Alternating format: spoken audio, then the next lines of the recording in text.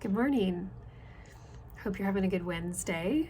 Today we're looking at John chapter 3, and it really is describing one of the most freeing things that there is in the whole world, which is recognizing that Jesus is God and we are human.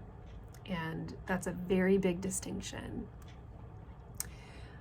So I love this reminder that John the Baptist, or John, the author of John, actually gives us here in this little bitty pause in the dialogue and in the action, in the stories that we're finding in John chapter 3 before we head into John chapter 4. And really just kind of giving pause and making some pretty strong definition here about who Jesus is as they're describing whether or not John should be doing more, and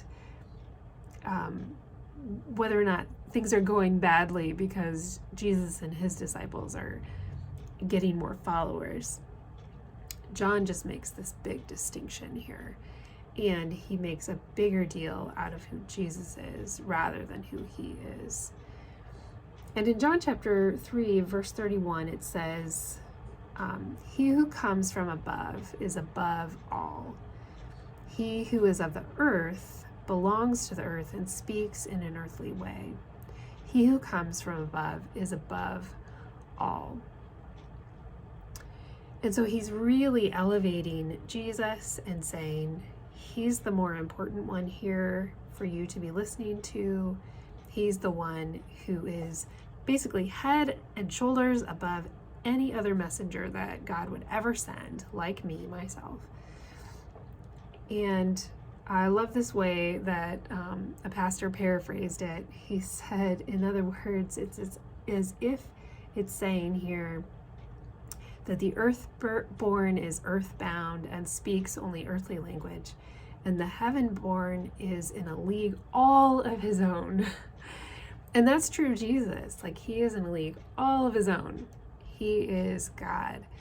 And that is significant. And I think one of the reasons why that's significant is that really back from the beginning in Genesis, when Adam and Eve chose to disobey what God had asked them to do, the deception that they followed was that to be like God without engaging with God. That this fruit was going to be the fulfillment of what they thought they needed in order to be like God. And we were never really meant to be him.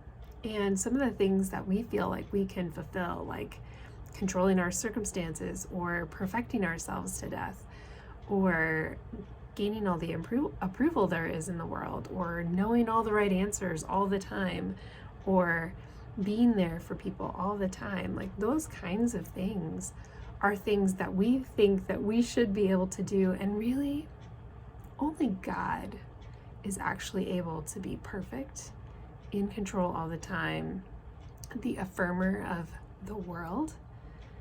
He knows all the answers when we don't know them, and he can be there for anyone all the time, day or night, doesn't matter. And so we try to fit into this, and it just doesn't work. And so when we can let go of that, it's so freeing. It's so freeing to let God be God, to let Jesus be Jesus, and to really just obey whatever he's actually asking us to do, and submit to the human limits and the limits that he has placed on our lives. There's a lot of freedom in just letting God be in charge instead of us.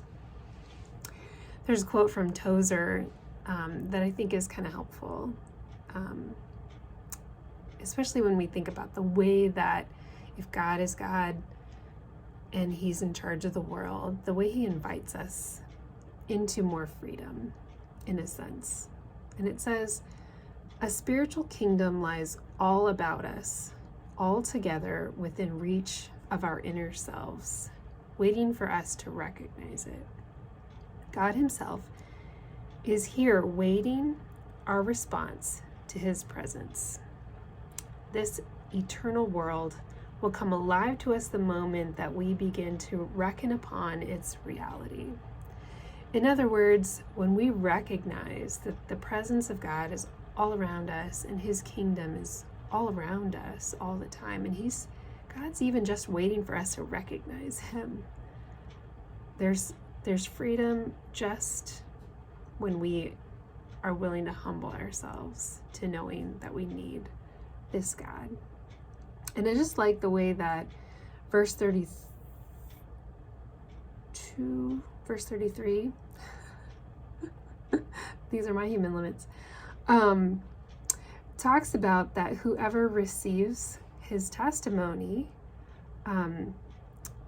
basically is really acknowledging that God is true. So those who believe what Jesus says recognize that God is true. And Jesus later says in chapter John that when we hold to his teachings, we'll see the truth, and that truth will set us free. So I hope that you will recognize where God is leading you today, and maybe where he's not, and that you'll allow him to be master of your life today as you go.